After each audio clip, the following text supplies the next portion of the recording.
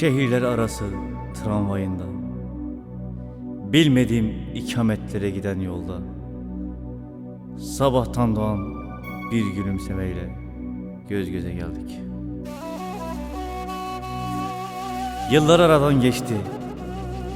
Aynı şehirde, aynı gülümsemeyle, aynı yolda karşımda gördüm onu. Hala aynı gülümseme. Kim bu? Adını bile bilmiyorum. Yüreğime girercesine keskin bakışları. Yoksa o sen misin? Büyük tesadüflerin kadını. Yoksa sen misin?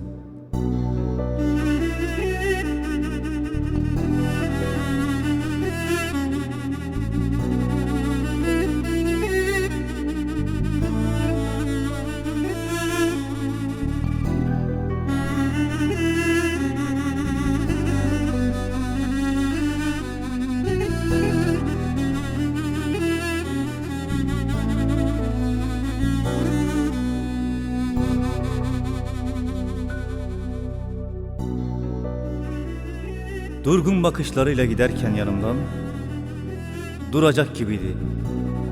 Belki de ilk soracağı derin dalgınlığım olacaktı.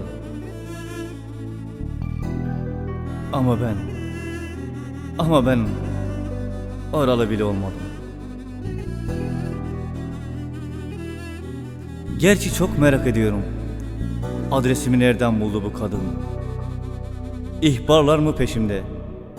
Yoksa ben mi bilmediğim sevda karargahlarına teslim oldum?